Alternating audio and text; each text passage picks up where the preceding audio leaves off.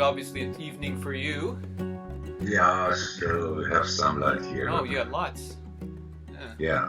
I was asking you to give me your birth data. All right, here you are. Okay, good. So you mentioned before, when I had sent it to you in a previous email, and you'd mentioned that it was a good match. It is. I'm seeing it now again. How do you see it? What do you see when you see a good match? I see differences and I see affinity. And if there is a balance between differences and affinity, then I think it's, rather than a good match, I see an easy match. Well, I know we complete the logical mind circuit, so I imagine that would be good for something like this. Yes, but mostly, we have both undefined G's. We define the G center through the 14-2. That is the direction of knowing. And considering the purpose of what you and I are about to do, looks like a wonderful thing to do. Then you have the 56, which is, a gate that resonates or not to my way of conceptualizing through the 11. So, and my natural expression is the 36-35.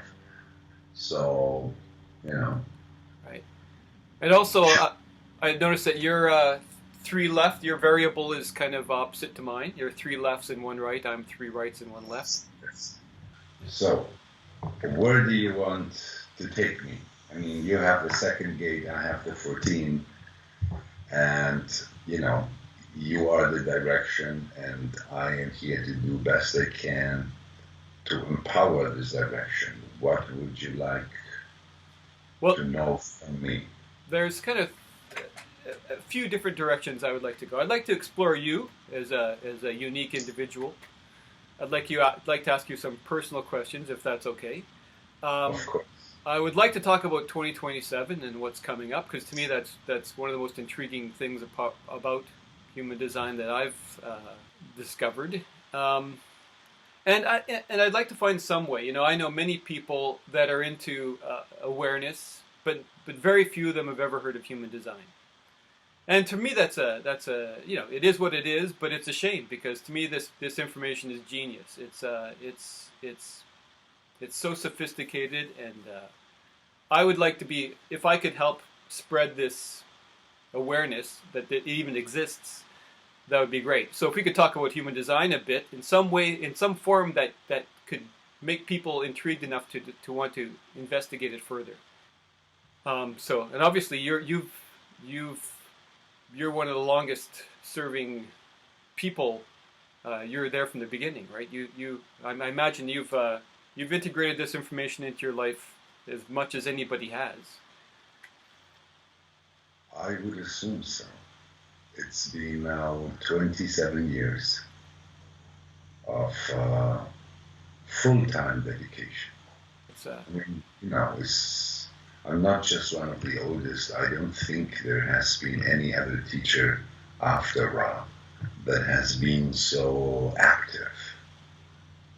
I mean, you could even, sometimes I think of myself, am I a slave of human design? Because it's what I do. There's very few things I do outside of that. I do my kayak thing. I have a partner which I love to spend time with. And then, some friends that come and go and this. But no, it takes a large size of my day, every day for the last 27 years. My mind is basically always there. My spirit, in the sense that it's not so much that I think of human design or I think in human design terms. I don't know how to think any other way. I don't remember how it was to think in a way that was not. See, it's not about human design. I'm multilingual. I speak 4 different languages rather fluently. And it does not matter which of those 4 languages I speak. I love to switch from one to the other. the awareness that flows is always the same. The way I see things, the way I understand things, the way I associate things, the way I conceptualize. It's all based on this mechanical understanding of life, this way of looking at at life and human life. Because the human life is the only life we really know, or maybe I should say, there's paradox in, we could also say that the human life is the one we know the least, because we know objectively what other mammals are, what the flowers are, what the atoms are, what the quarks are, but we really don't know what kind of creature we are, just a mortal creature like everybody, like every other bioform, to have a look on human nature that is not colored by homogenized myths, that is not colored by any sort of second-hand morality, and that is as spooky precise in describing not just what the unique predisposition in each individual is for difference, for uniqueness, but what the human design does best with is describing, why the world is such an ugly place when life is such a beautiful thing. I've asked myself this question since I can remember. I'm a manifestor. I'm a man of peace. I'm a man of beauty. I love beauty. I'm love and peace. That's me. I was born in 1960. And I look at this world and it's like, no peace and certainly not real love. It's just toxic love. I always ask myself why. And then, there was many explanations. Every religion is an explanation for human suffering. But, the humor, the precision with which human design describes the not-self dynamics, how they are deeply rooted in group dynamics, the penta and the one, the trans-auric entities, it's just mind-blowing because, it puts human beings in our place. We're smart, we're great, we've done amazing things, but we are not the future. We are not immortal. We are not gods. We're nothing like gods. Only as a distortion are we god and devil-like, little monsters. But actually, when we're in balance, we're just human. This is the human design system. And for me, the most interesting part of all this was the human part.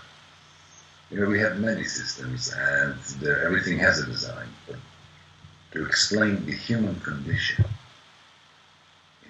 something that happens to every human being, each in their own way. But there's things we all have to go through. There's, to explain those things. How does cognition work? How does fear work? How do emotions work? What do they do to our consciousness? So many questions that in psychology and other sciences that study cognition, you just get a bunch of homogenized answers that make no difference for anybody's understanding in their own life. It's not like this with human design. The moment I understood how emotions operate in general, I could start understanding my own, you know what I mean? Yeah. The moment I understood how fear operates in general, I could start not just understanding my own, but actually being happy that they're there, because they are a protection system. And the same with the mind. The moment you understand what the mind is for, and you give up trying to use it for what it is not meant, then the mind stops being an instrument, a problem, and it becomes an instrument for effective communication like you and I are doing now. So, in 27 years, I have enough evidence of the potential to bring transformation into the individual life that is there in human design. Then again, it really is anti-homogenization. It isn't even that it is anti-homogenization. It just shows you that, the way homogenization has grown, there's nothing you can do against this. This takes us to the theme of 2027. There's something that's just being lost in all of this. And human design it just reveals the madness of the world, how it is driven by lack of awareness. It is driven by homogenized consciousness. But it's not awareness, because awareness is individual. There is no such thing as collective awareness. There's collective consciousness. What do I know? Spanish people, the way they think about French, or French people, the way they think about Spanish in general.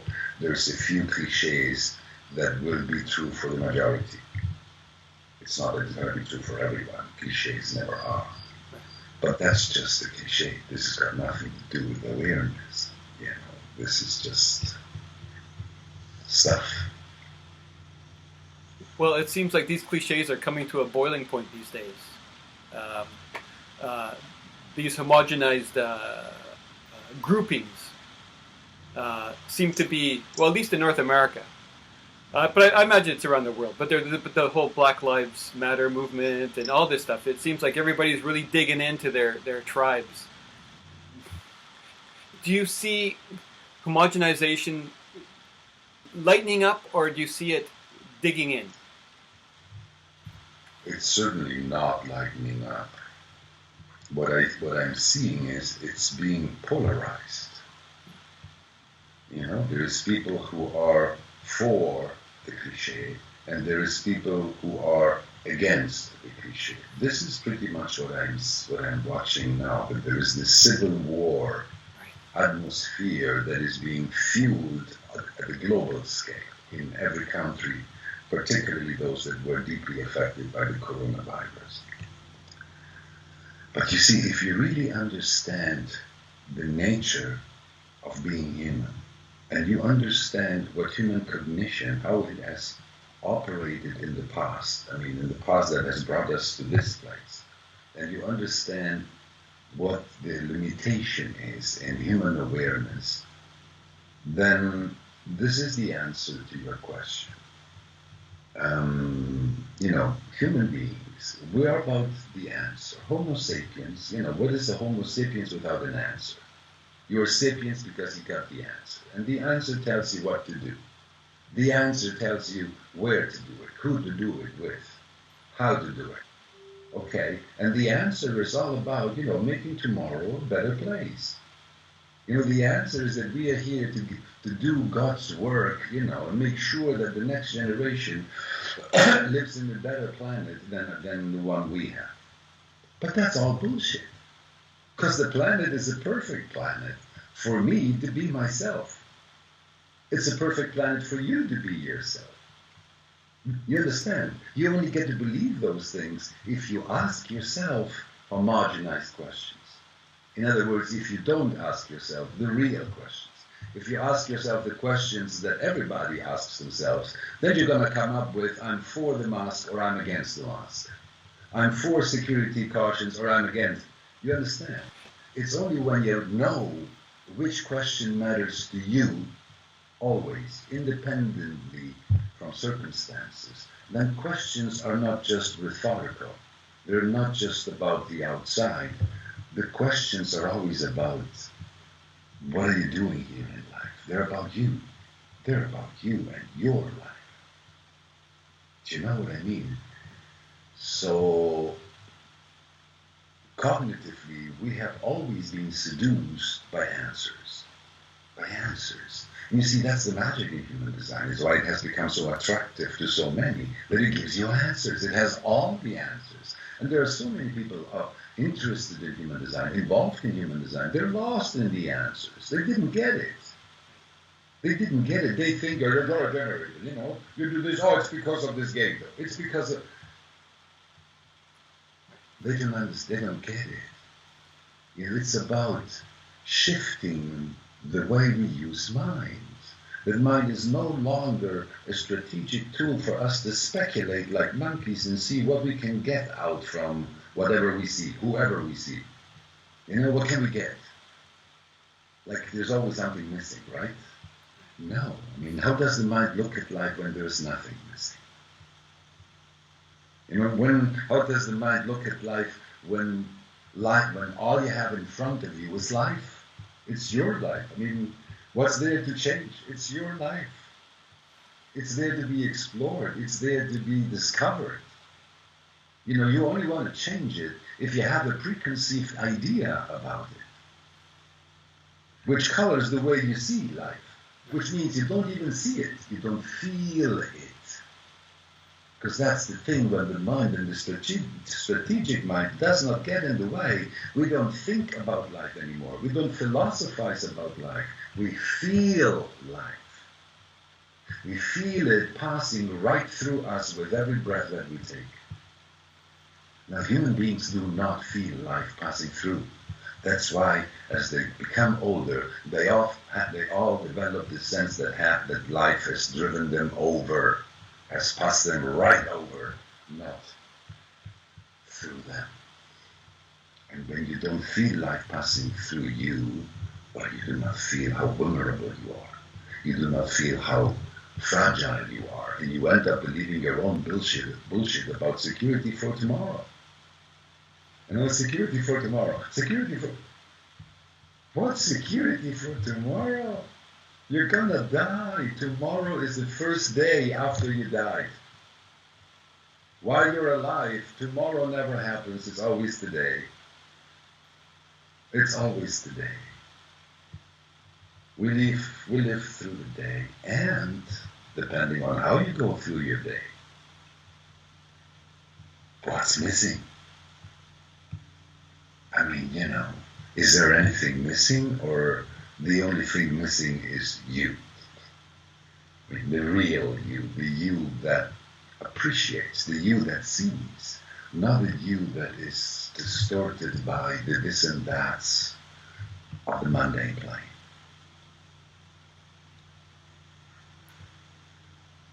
The you that is a traveler, like so many other human beings incarnated to just go through it, which is really all we do. We just go through it. We go through the day and we go through the night. We go through the peace and we go through the war. We go through union and separation. We go through love and through hate, name it. Everything has two poles. And you do not get just one pole of anything. It's just not in the manual, So what happens? Yeah, excuse me. So what happens by going through that as yourself? You learn. You learn about life, and you learn about yourself. You learn about who are you, who is the experiencer, who is the thinker, who is the feeler, who is the fearer, who speaks with your voice, who are you speaking for every time you say I. In whose name are you talking? Is it God's name? Are you talking in your own name? Are you telling people the same stuff you tell yourself? In whose name do you say whatever you say? Because if you don't have a clear answer for this, then what's the awareness? In the end, in a way, you could say that awareness is to be clear about in whose name you're talking when you're talking. And who is thinking? That's awareness, whether the thoughts that I'm having really belong to me, or they are disrupting thoughts. They're there, I filter them, but they do not necessarily define me. It may be someone else's projection. It may be my reaction to someone else's projection, which I may not even know what it is, but I can feel it. And as a reaction to what I feel, thoughts pop up. Because that's what the mind is, It's just a rational way to decode why we're afraid of what we're afraid, and why we feel what we feel, and why we don't feel what we don't feel. It's just rationalizing sensations that the body creates. We put names on those sensations. We call them desire, lust, love, fear, mistrust. Mind does its thing. It does best it can. It's a measuring instrument, and that's what it does. Is this sensation similar to that the other day? If not, what is the difference? Mind is designed to be endlessly curious about our own experience, about whatever happens to us. And if you have a receptive mind, or you happen to be a projector, you're even sensitive to learn from what happens to others, not just what happens to you. There is an incredible field of resonance there, which is what life is, when you are not chasing after anything, and you're not trying to avoid anything, because your conditioning takes you to have this fixed attitudes towards certain human characteristics. So would you say in your 27 years of this, are you pretty much without resistance now, except for maybe perhaps what you meet from others?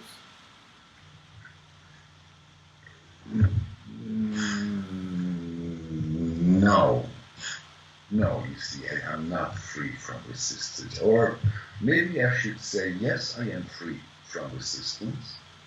I'm not free from friction. In other words, I can, as the friction develops in me having to do with someone on a regular basis, okay, I can start being more sensitive to resistance when it is there, okay, whether it's on the other side or it's in me, okay. So in other words, I no longer make quick decisions about people.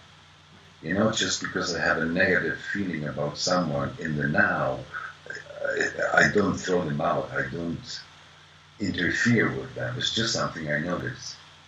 Okay, and then I let go, because it may be that I'm just down on my wave. And when I'm down on my wave, well, I have negative feelings about everything. Right. Do you know what I mean? So I can be negative, and because I know that, I don't take the way my mind uses that to project on people that, get this, get them out. No, I watch that. But you see, the wave always moves, but the wave always comes back to the same place. Okay? And when it comes back to the same place, it may still be that I'm feeling down on my wave, but the circumstance is not the same. So I watch my reaction towards people, and then I know whether we belong together or not. And it's like I said, it's learning. It's learning, I'm going to be 60 years this year. It's learning to be direct. But you see, I can't be direct until I'm clear. And sometimes I'm only clear when it's too late. Right. Because instead, I'm 1-3, it's trial and error. I knew that I would die working on my patience, which includes working on my emotional clarity. Okay. But I'm also astonished to see that this year I'm going to turn 60 years old. That's 5 times 12 years. That's 5 Jupiter returns. And it's spooky to see the level of precision with which my life has changed every 12 years. And again now, it's like, where do you take me? Where do you take me now? I'm going to leave the island. And I have a sense of where I could live, because of practical reasons and an area. But it's like, Because, I've been on this island for 35 years. I've lived here consequently the last 12 years without interruption.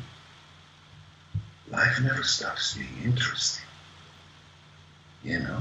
It's it never, you don't stop evolving just because you are post-Kironian, you know. So yeah, there is great potential in, becoming our age when you can live with your consciousness in alignment with your form. Hey, humans are reflective creatures, Now, when you are 15 or 20 or 30 years old, you don't have much to reflect about yet. But when you're our age, hey, just reflecting is, wow. When you can look at life entirely through the lens of your own personal experience, and you don't need to make anything up. You know life, you live, which means your version is as good as anyone else's. Because, you dealt with the elements. You met sex, you met drugs, you met the rock and roll, you met politics, you met everything. You've been here long enough to now. So, when you do that, that potential is something that every human being is born with. And yet, we don't have yet many people who get old and life does not become what it always was for old people. Misery, physical deterioration, psychological deterioration, loss of interest in the world, disconnection, isolation. I don't think it has to be this way. Right. Human design brings anthropological understanding that, if properly taken advantage of, can make wonders, in the quality of our brain function, and not just throughout the life, but very particularly in the so-called old age, after 50 years of age. And, I'm going to be 60, so it's been 10 years. I'm an active witness of this, I'm physically in good shape, I would say, And again, you never know. So it's not that you have to necessarily eliminate things from your life to find peace. It's that you can find peace within those same things. Well, you see, if you read my notes in human design, my line of the notes, you will see that it says that in order to achieve liberation, all negative forces must be eliminated. Okay? That means that in my life, nobody has rights to have power over me that I do not like, that I do not want. So, but it's not that I eliminate it. For me, it's more like some people just pass through my filters, and some people, they self-eliminate. They don't qualify. Not because they're bad. I'm not everybody's bread. I'm not everybody's cup of tea. I'm really not for everybody. I'm someone, at least on my design, I can be interesting to meet in a go-by because I have an experiential background. I know how to express it. I can share it. I'm sensitive to people. But when you meet me on a daily basis, I'm a very moody guy. I'm very chaotic. I'm a triple split definition. And I'm deeply chameleonic, which means people have a wrong impression of knowing me because I tend to be nice. And if you're going to be around me, then, well, I'm as much as I can enough to share the nice Alok with you. But the thing is that I'm emotional, and it means that half of the time I don't feel nice. So if you really want me, at some point, I need you to know the not nice me, which is as much me as the nice me. And it's not even that I want you to meet it because I would like you to spare it. Because if I spare it for you, I spare it for me. It just doesn't happen. Sooner or later, that part of me says that I don't care if you love me. Right now, I don't want to see you. I don't care if I love you. Right now, that doesn't matter. You understand? I don't care. That's the basic message. I don't care about you. I don't care about your movie. I'm too busy with my own shit. Which is, call it conflicts in the sense that it's, not physical shit. It's just psychological shit, psychic shit. If you're emotional, you have dark muses. You have bright muses and you have dark muses. And you cannot get the best out of your bright muses if you do not honor your dark muses. How has your wave changed over your 60 years? I mean... Like Ra predicted a long time ago. I'm a crisis man. I have always been, and I still am. But the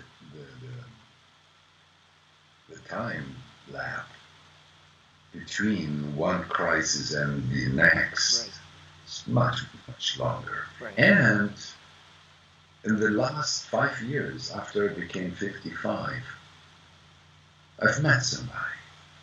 And with that person, somehow, I've finally been capable of experiencing something I have always yearned for as an emotional manifester. As an emotional manifester, like I just told you, in the moment of crisis, there was no confidence left, no love, no just this break the bond, damn love. And I don't have this now. No, I still go through crisis, but I do not damn what I love. I just pull out. I know how to go for a walk. I know how to pull myself into aloneness. I know that clearing things with myself is the only way first, and then we see. And the surprise is that, once I'm clear with myself, it does not matter really what's happening to me. Those who love me, they're okay. They're okay. They just want me to be fine, I mean, you wait, and when you wait, instead of acting, you reflect. And in that reflection, you just get to see things that you wouldn't see if you wouldn't wait. And you just acted. So, it's still, the wave is the wave. So it's a drive, actually. It's designed to overwhelm us. But if you can let it build up slowly, and if you are not, in the way it builds up and in the way it goes down again, if you're not holding on to the up and you're not afraid of the down, then you go through both. In a way, you can enjoy both, because they open up a broad scope of data, information, that you can interpret as pro-union, things that speak for the desire to establish union with someone, and against union, things that speak, against that possibility. And just watch both of them and not know which one is going to take overhand the next time you meet the other person. If you meet them, because they may not even be formally a part of your life. I mean, there are certain things, if you're emotional, if you're human in general, but if you're emotional in particular, it has to do with sex and money. You can think about making business with someone. It's okay, as long as you didn't put your money out, nothing is lost, nothing is gained. And it's the same with sex. You can wonder about it, think about it, as long as you did not make the step, you can come back to zero and there's nothing lost. But once you put your money out, once you break through that barrier, through that emotional barrier of sex, there is no coming back from there that is for free. Right. It just doesn't exist. Yeah. So that's why, as an emotional person, you need to have that clarity that if it costs you, it will be okay. You're ready to pay. Right. You know what I mean? You're ready to pay for the lesson, whichever lesson that is. And then it's okay, because that's what makes our life exciting, right? So with this learning, you see, if you watch the emotions in human design and the Wraith Mandala, you can immediately see that emotions are there to bring initiation Bring into what? our lives. Initiation. In other words, emotions are there to take us to feel something we never felt before. Because when we feel something we never felt before, our consciousness gets a stretch. Right. Then you need to make sense out of the things that you felt. Right? You need to figure out, what is this new feeling?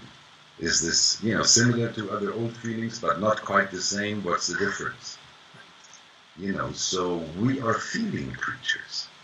We're misguided when we think of ourselves as rational creatures, because the more rational we think we are, the more not just irrationally we behave, but fully unaware of our own irrationality, where we can perfectly see it in others. No, we are all sentient creatures, and we have the potential to rationalize about the things that we feel, the things that we see, the things that we get to experience. But it's a potential only. And what's more important,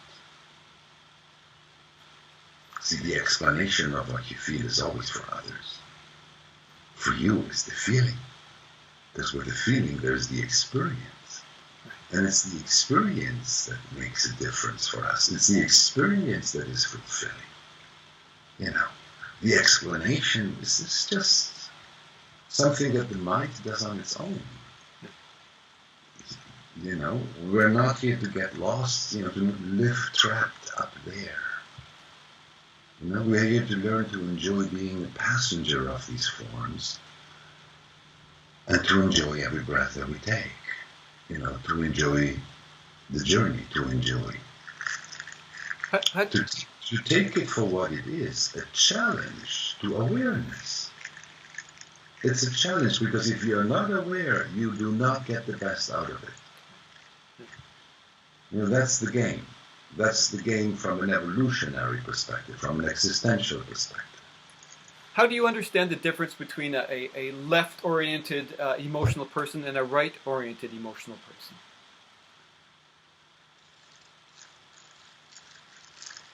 Now that's a bit of a tricky question.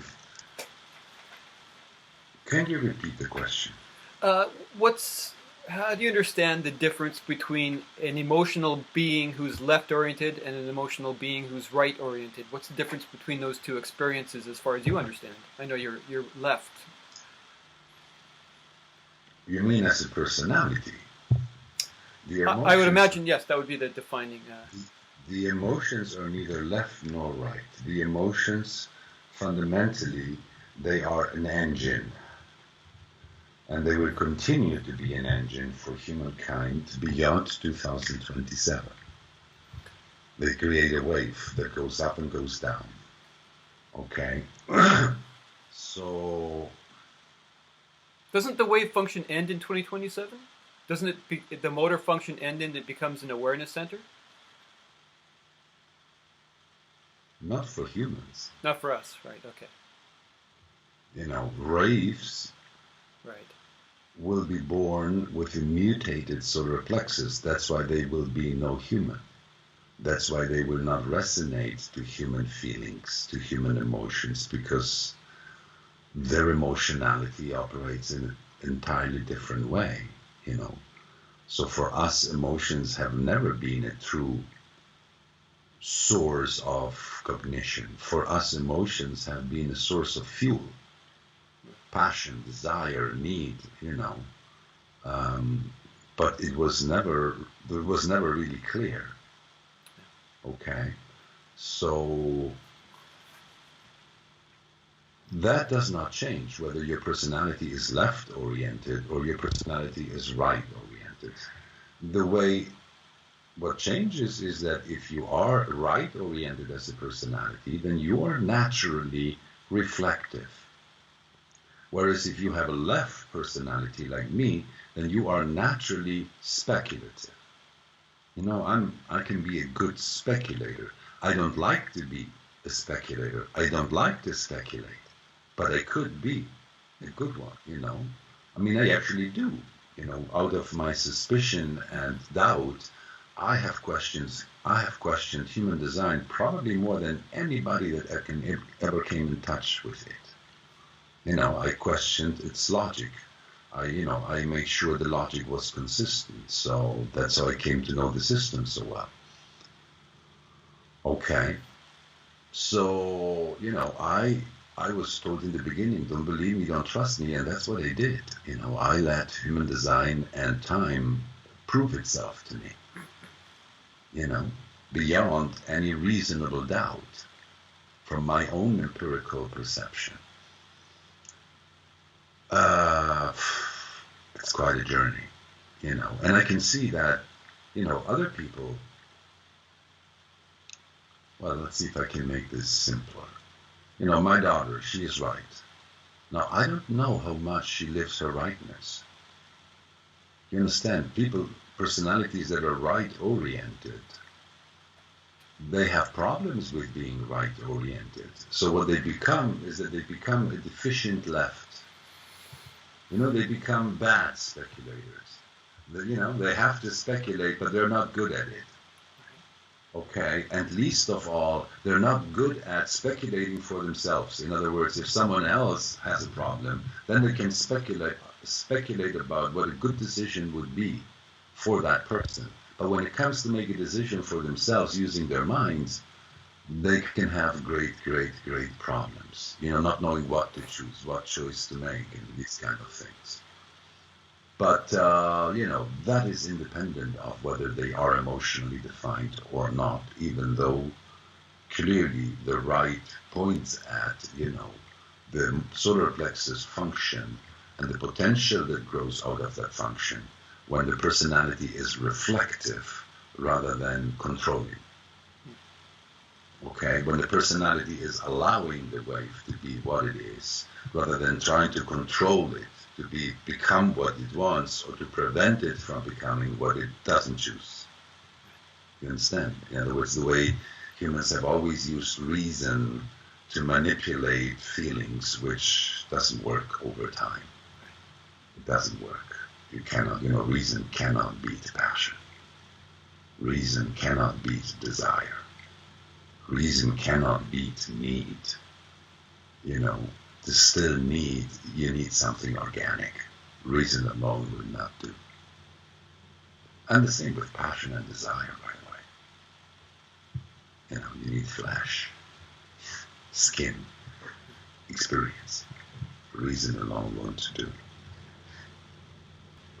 Did you raise your daughter with human design in mind, or was she born much before that? I did. Of course I did. Yes. To the extent of my knowledge at the time, I was 3 years in human design when she was born, so I knew she's an emotional generator from the beginning, and I always treated her as such. Of course, there were other aspects of her design, more detailed, that I was unaware of when she was born, and then it was too late to do anything about it other than inform her. So if she ever feels like she needs to go there and explore this, she can. But yeah, sure, of course. Not only did I always treat her according to her design, it's how I see her, it's how I understand her, it's how I make sense out of her, it's how I make sense out of myself and who I am for her, beyond the homogenized role of being a father. Just as a being, just, as a unique father with a unique daughter. She's not like any other daughter. She's the only daughter I have. And she is out of comparison. So, yeah, sure. May I ask what after 3 years into the knowledge that you discovered more about her chart that you didn't know at the beginning? The reason why I'm asking that is not for gossip purposes, but for purposes of the sophistication of this knowledge. Like for instance, she has a cold PHS. She is designed to digest food better when it is below body temperature when she takes it into her body. I didn't know that. Even though as a baby, she used to be the kind of baby that would play with the food on the table and eat it only after, so she would probably just leave it cold on her own. I didn't know, so we were more like the typical parents is that, eat your food, it's going to get cold. Right. And of course, not knowing that it being cold was actually a good thing for her.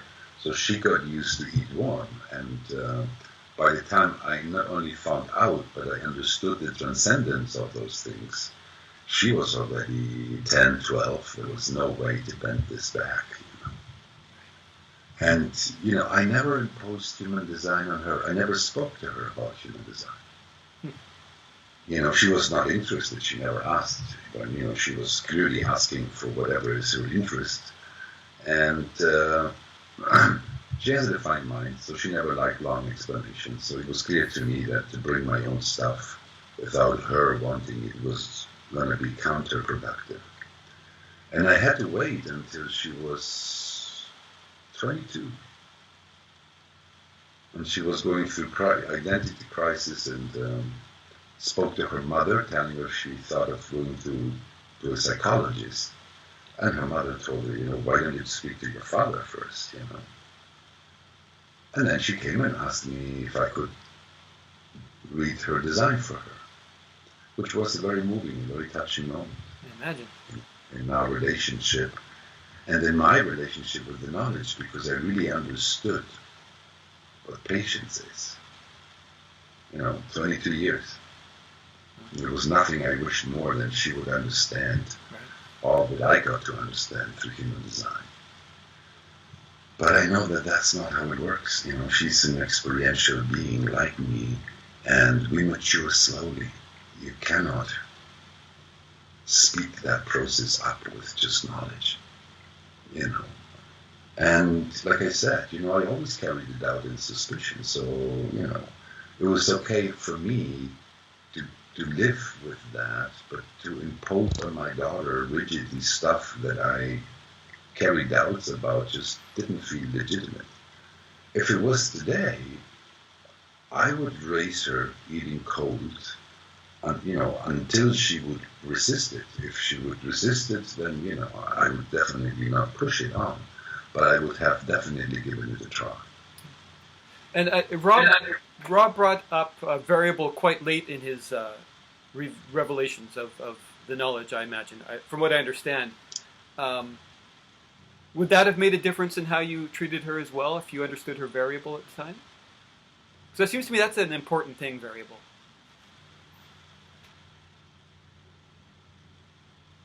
Like I say,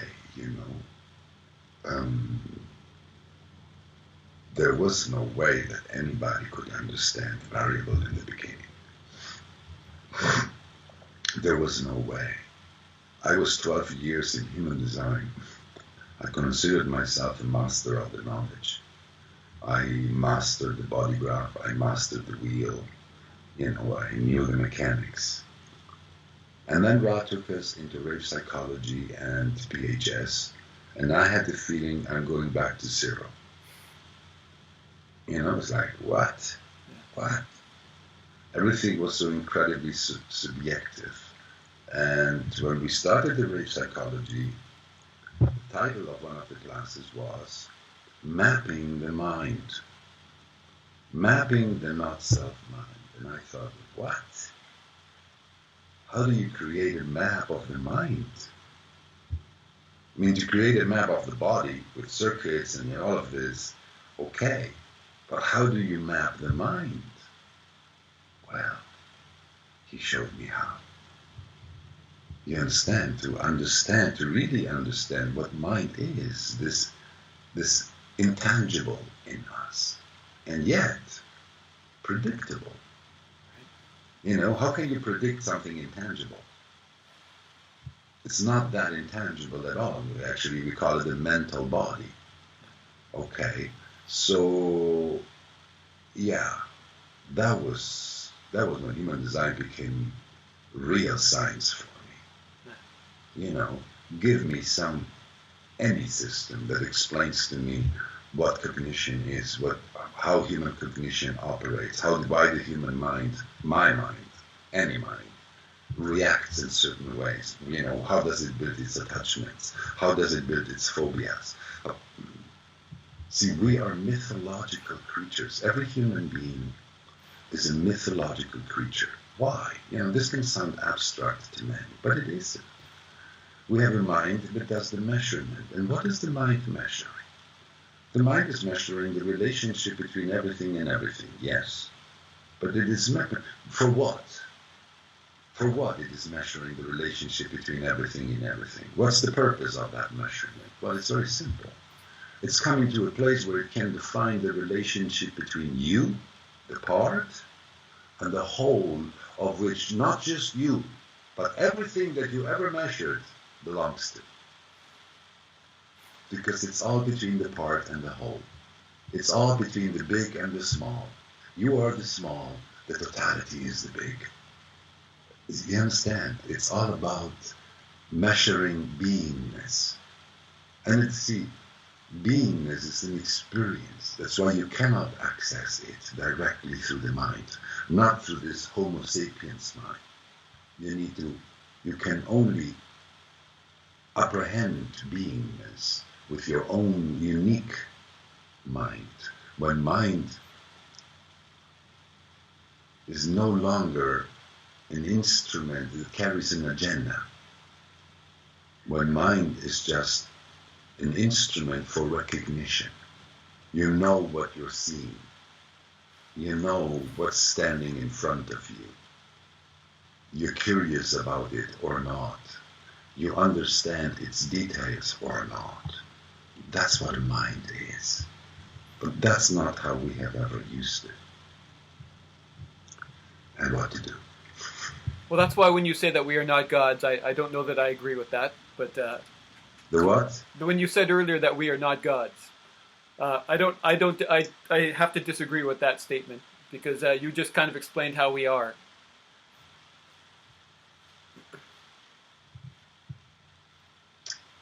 You see, it's not that I don't know what you mean, but it's just because humans think that God is better than human. That's a homogenized statement, though. That's a seven-centered. Right, God exactly. Is a seven-centered construct. You understand? God is the totality. So we are not the totality. We have a connection to it. The totality is in us, speaks through us. But see, the totality speaks for everybody through everybody. I don't speak through everybody for everybody. I only speak for myself, as a human, not as a god. See, when I try to be a god, I sound like a fucking Prometheus. You understand? I'm frustrated with humanity, because they still didn't get it, and that's the God in me. I'm not a nice God. I'm a fascist God. I know as a human who is aware of his terminality, I think life is wow. It's not about the world becoming a better place. It's not about history. It's not about beyond 2027. It's about me in life saying, wow. And sometimes I can think, oh shit, I gotta die sooner than later. And sometimes I think, oh God, good, I'm gonna die. I wouldn't want to live here forever. Do you understand? I'm aware of my condition as a human being. I'm aware of the magic of light in my eyes. And I am aware that one day will come and the light will go off, and that's it. That's where my concerns end. You understand? It's not even a concern. It's like, wow, that's going to be an experience. When everything stops and you just, I'm an introspective personality. I've spent my whole life looking inwards. I really wonder what I'm going to see there when I die. Am I going to go through some, what kind of experience is that? Because dying is not the same as death. It's a verb. So I love the existential perspective that human design casts on every individual life, the value that is there in every individual life, the value that equals the totality. And we don't need to be gods, but we are here to experience it,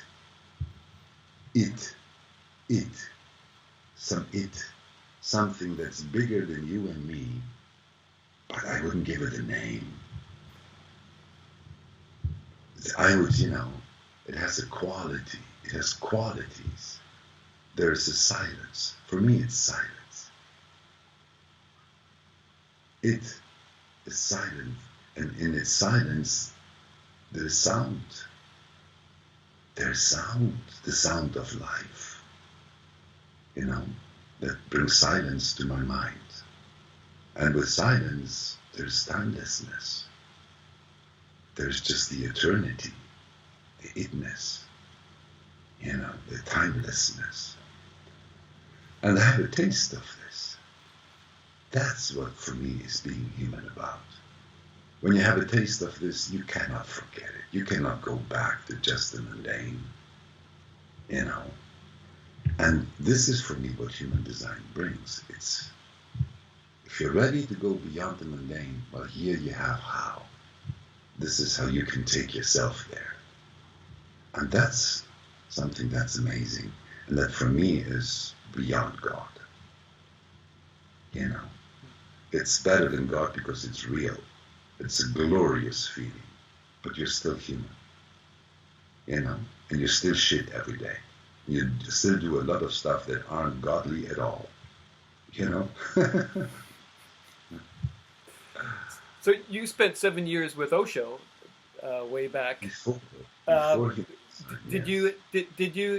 Does that still remain with you? What you got out of that still remain with you now? Does it contrast with what you? He gave me my name.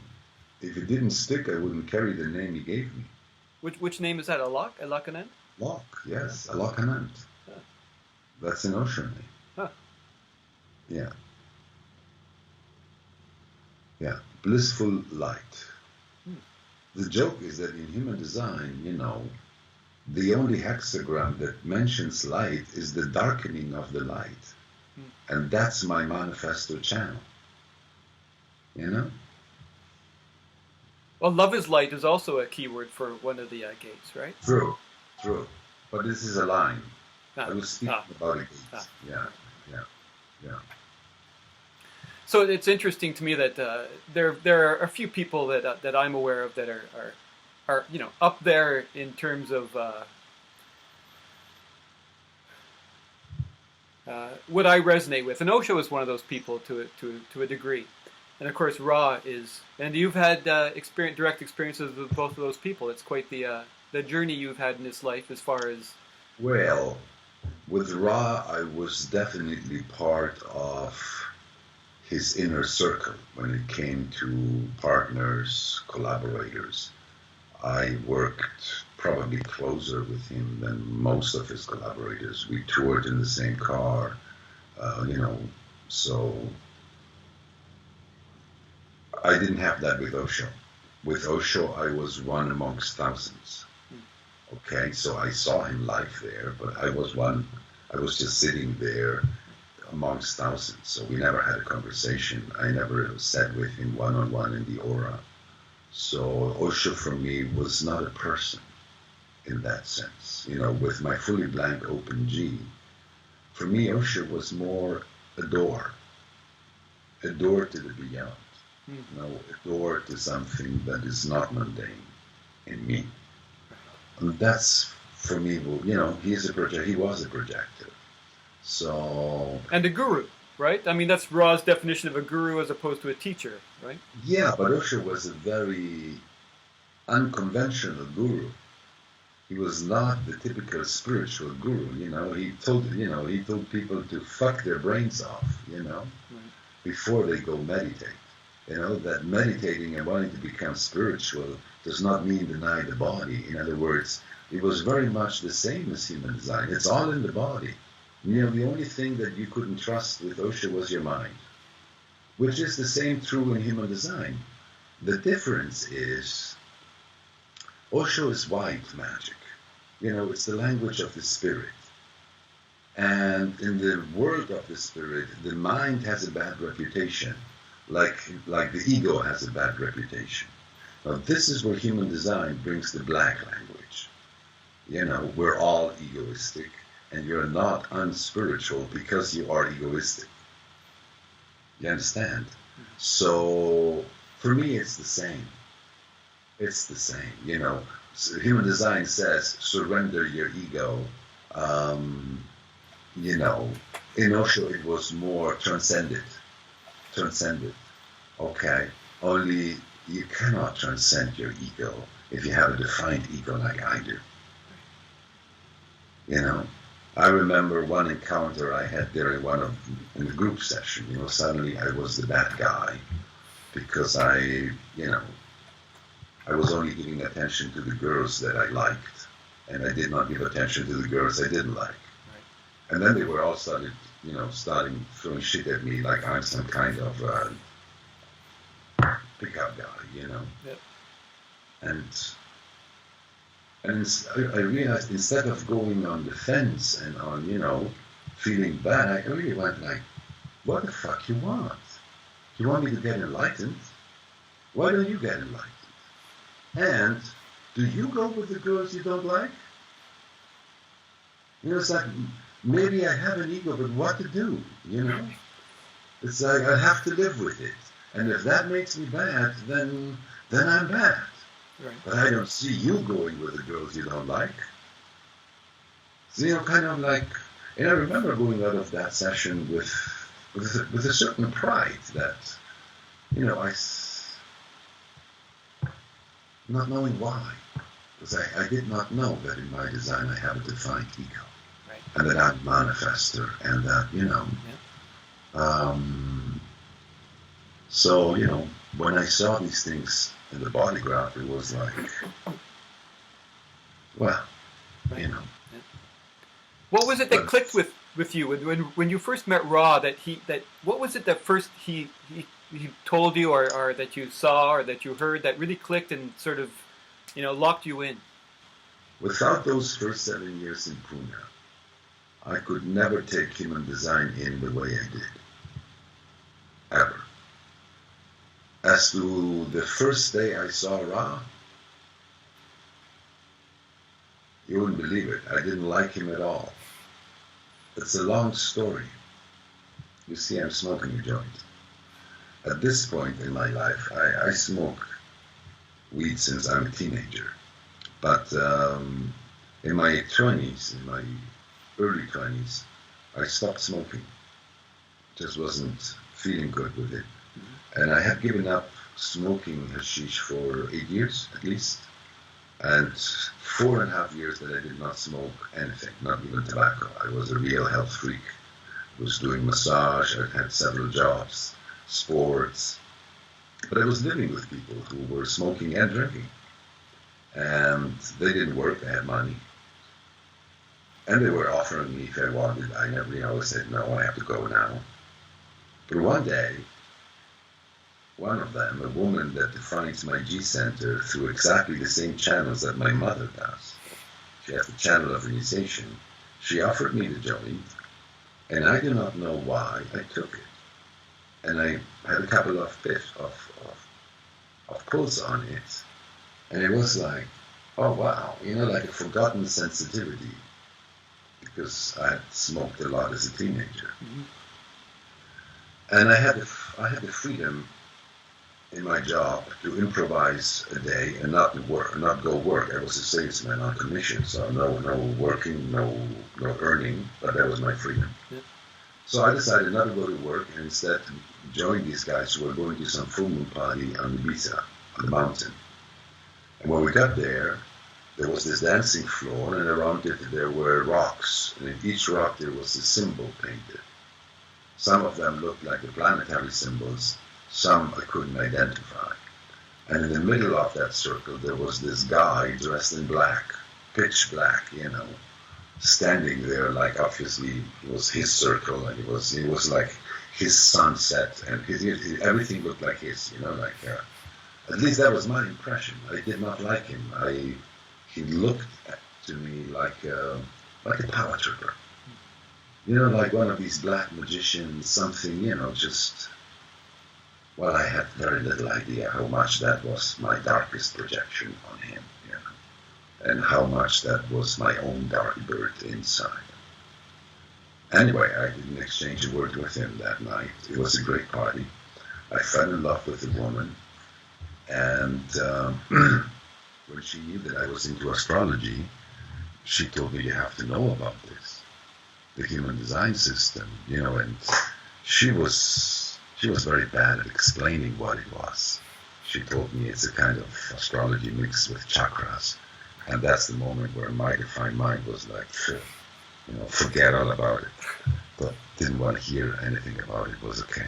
I liked the girl. We engaged. It didn't last long. I actually went back to my former partner. We started a therapy work situation in the north of Spain, and actually it was doing great. We were doing great with Osho therapy. The only thing that was not good was I did not like the role. I felt fake. I just felt like a mini Osho, or I didn't feel real, despite the success we were having.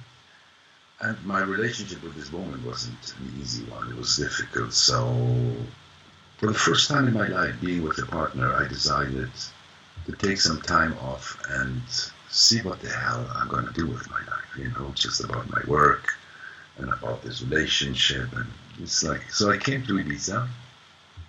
Not to make money with tourists, as I had done until then, but just to reflect. So I took an apartment in a village with the same friend that passed me the joint a year earlier. Okay. And one day I go to the bar, and that's there in the village, the freak bar in Ibiza. And the tables were full, and only in one large table there was one guy sitting alone. So I thought, I approached and I asked if I could sit there and have my coffee. And I saw the guy, and he said, yeah, sure, sit. And it was Ra again. I had not recognized him. So I just sat there with my coffee. The impression I had had nothing to do with the first time. Okay. We started a conversation, and by the time we left from the table, we had an appointment. That's all I can remember, really. I don't remember what exactly we said and how I came to see that this guy knew stuff. And that he had something to tell me. Because remember, I was coming to the island to see what am I going to do about me. I was 33 years old. So, yeah, that was July 1996. We had to reschedule the appointment 3 times because he was living where nobody goes. So it was difficult to find your way there. I made it at the 3rd time. And from the moment I had my reading, it was clear to me that I was going to learn this. That I wanted to be able to see human beings the way I could feel he was seeing me. It was an amazing experience. I mean, it was like a laser surgery. Yeah, that's how it felt. I was never again the same person when I came out of that room.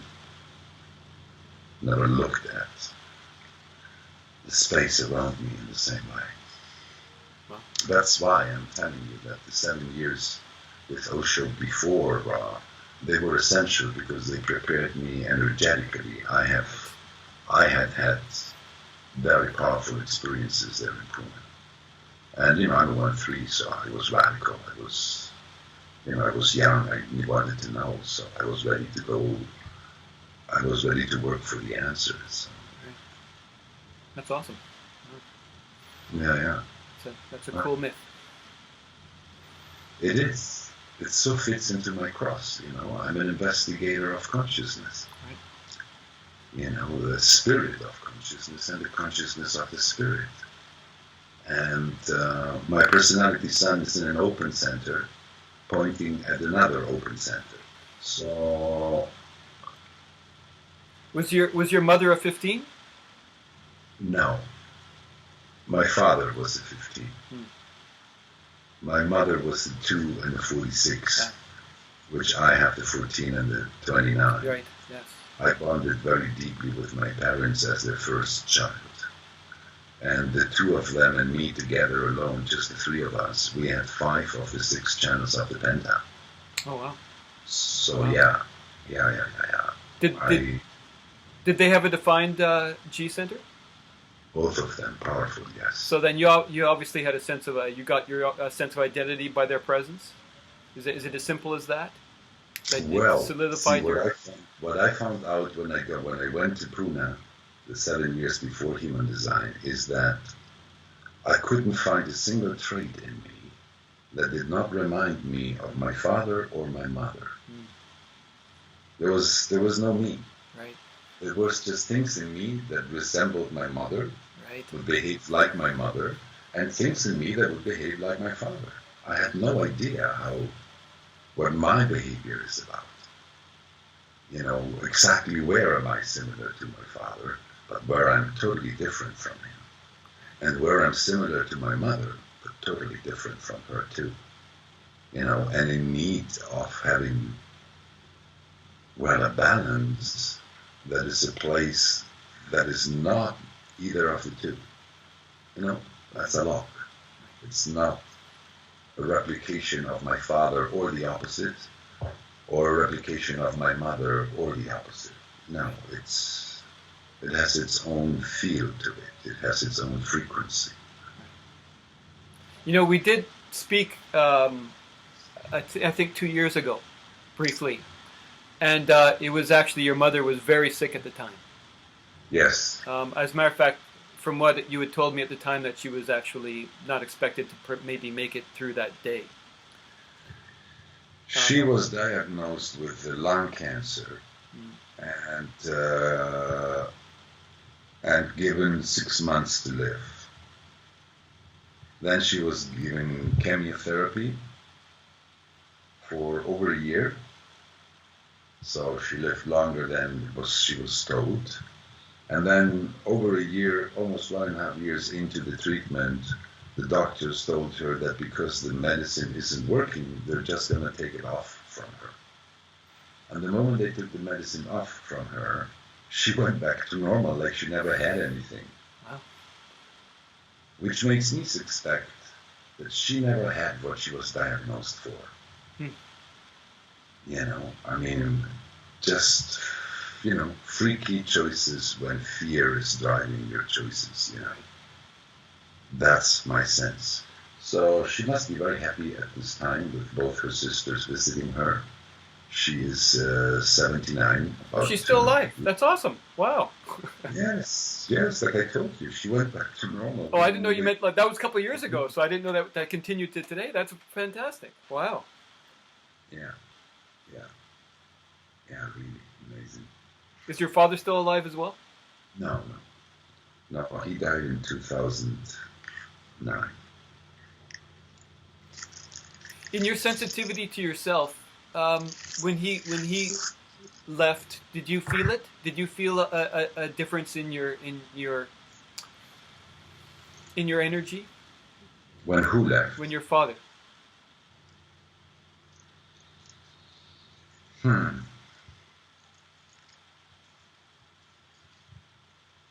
Well, what I felt very clearly is the difference in the family dynamics. That was very, very clear.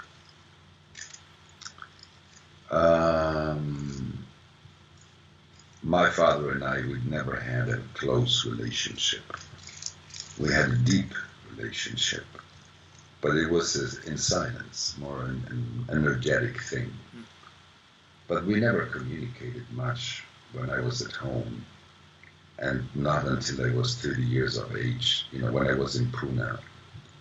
I'm spoiled by the mother. I'm in 1858. So, I had to recognize how spoiled I am by my mother to start having a more fair and balanced way to look at my dad, which happened around when I was 30 years of age. This is when, with Pune, I started finding Well, I started becoming aware of my imbalance, which was the beginning of trying to rebalance, kind of like. And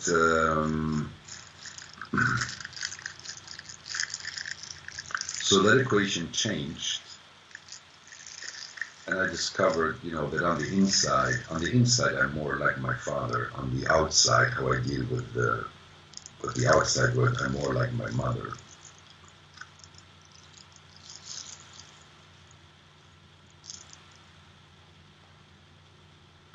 It changed the equation, but he wasn't a talkative man.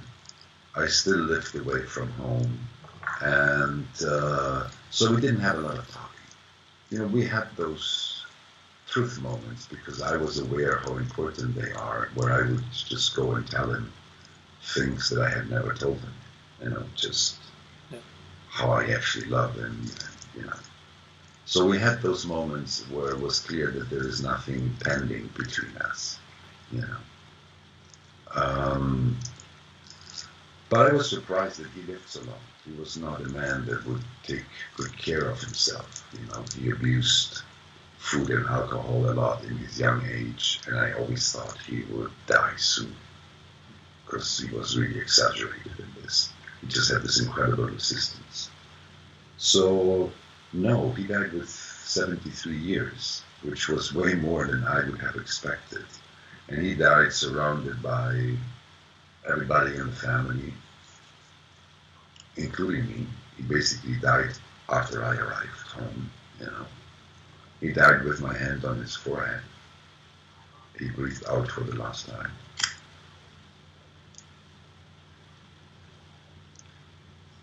It felt like a very beautiful and peaceful sent off and let go. I felt almost empowered.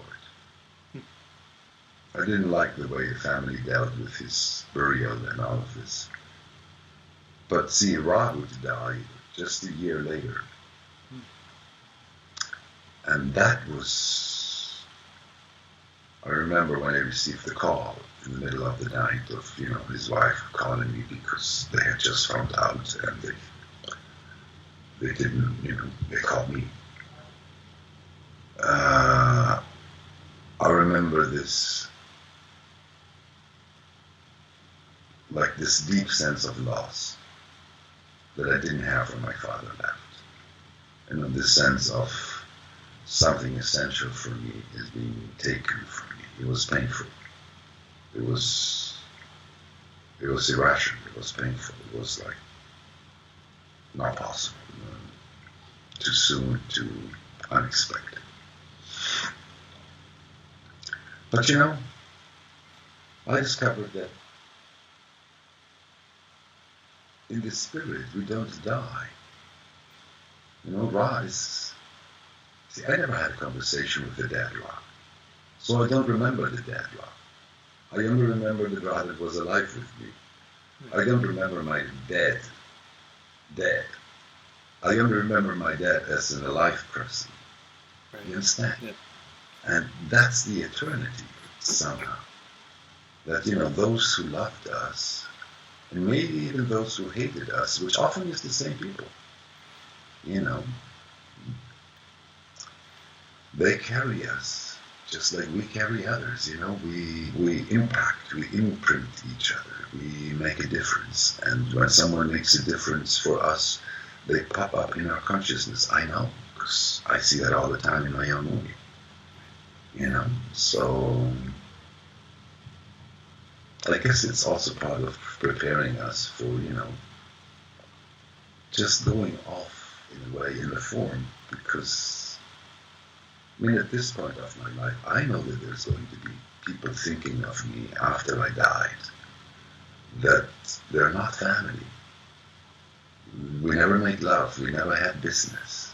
They just love the impact of my work. Right. And that's something that's incredible. I never expected that, my life to turn that successful in the personal sense. Right. it's part of the wow, because it's possible, and because in a way, I don't know. There may be people who die and no one misses them, no one remembers them. Maybe no one misses them, but someone remembers them. Because for no one to remember you, you would have to live your life in isolation, where people don't meet you. But if people meet you and you interact with them, you leave something of you in them, and you take something of them with you, and that's unavoidable. To be able to value those things, to be aware of them, it's like we cannot avoid being conditioned. But once we know how to deal with conditioning correctly, then you realize that the people that condition you, they actually leave something. Right. They change you, they mark you. But in a way, they do that in an enriching way. So that now as Alok, I have stuff to share and about that it doesn't feel normal to me. You know what I mean? It just feels like it's worth being told because it's interesting, even fascinating for me, that those things happened in my life and I didn't choose them. I didn't choose them. It's just, wow, So is that when the cross takes over your life? Yes. I mean, that's what I saw very clearly happen after my first 7 years of deconditioning.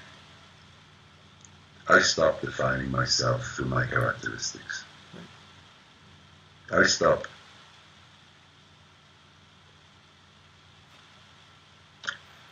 speaking about myself like I'm a center or a gate or a channel, because that's just characteristics. Right. And I was very clearly just trying to define the foundation of my own consciousness. Right. Trying to live based on my own understanding. It's just, it's how I see things. And to accept the rebelliousness that is inherent in living by your own design, but with a quality of rebelliousness that is not against anything. Right. Yeah, it's a journey. And it's a journey with a map, so that if you find yourself to be lost, well, at least you can know where you are. And, it gives you things that you can always come back to. Okay? How to come back to yourself, no matter what circumstance you're in. And then take it from there, because it's all part of the journey. It's not a problem if you don't look at it like a problem. It's all just part of your development. It's just what you've got to deal with, because we're all here for life. We're all here for life. We're not here to get stuck with the mundane stuff that we find in the world, which is organized by the same rules for everybody. And we know this is the theory. Then it depends on your material status. The rules impact on you in different ways. Right. But that's how the game is set. And that's something that doesn't show in a chart, is the level of consciousness of that being. No, of course not. So that's the level of consciousness, more than the level, the shape of consciousness, yes. But remember, consciousness is not awareness. All human beings are conscious. Most of them are not aware, because to be aware is to be aware of self. See, if you're not aware of self, you have to blame on someone the problems that you see around you. You got to blame it on something. But once you are aware of yourself, there is no one to blame.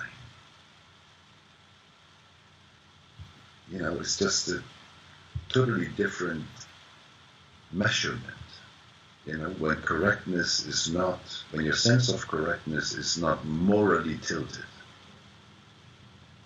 It's based on objective perception of yourself. because you're just establishing what is correct for yourself. You're not making up a rule. Right. You're not saying this is true for everybody. You know? Yeah. Well, that's a totally different way to live. This is what we call mind-centered living, you know. When you're here for the experience, you're not here to make your survival determined, to try to live as long as you can. Because it's not about quantity, it's about quality. You know, health is about life quality, it's not about life quantity. You can live 90 years in misery, that doesn't make you a healthy person. You know, so, like I said earlier, you know, the whole way in which we look at what a human being is changes dramatically when you can address that without moral prejudice of any sort. And that's where I'm still to find anything that comes close to how human design explains it all with such a luxury of detail that it's spooky almost. Yeah.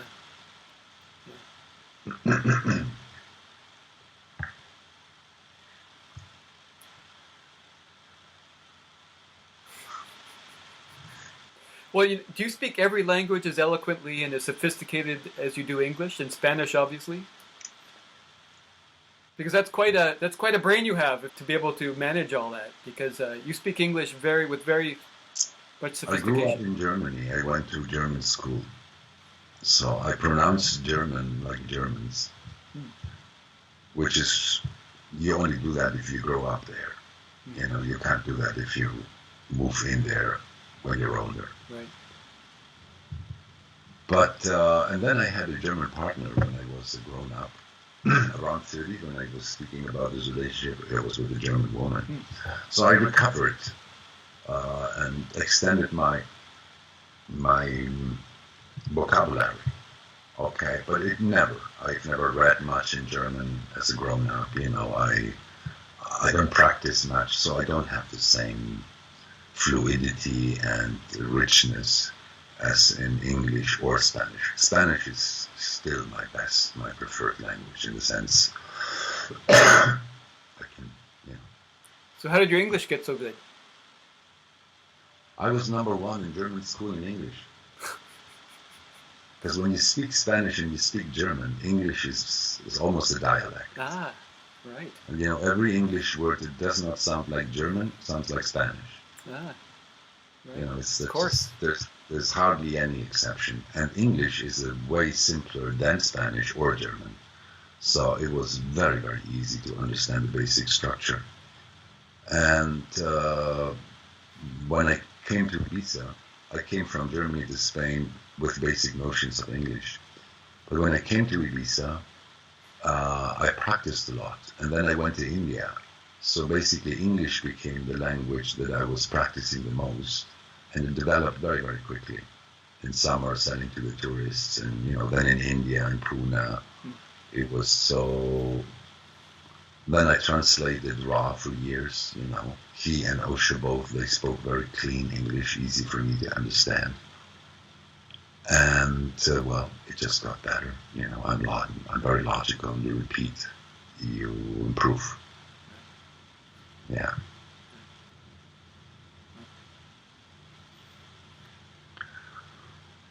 Are you satisfied? That was great. I mean, I can always go longer, but it feels like that was a nice package. Yes, and I also have, you know, I'm in the middle of my summer school. I'm behind my schedule with preparations. Okay. So I think the big questions we dealt with. I think so too. Thank you so much. I'm very receptive to eloquence. I can't explain it, but I'm very receptive to how you speak, and it fills me, and I appreciate it very much. I thank you very much for your patience, for your endurance, and, well, you know, today was the day. It was a pleasure. It was a pleasure to share this time with you. Thank you. Mine too. I wish you a jolly flow in your movie. Okay. You as well. Thank you a lot.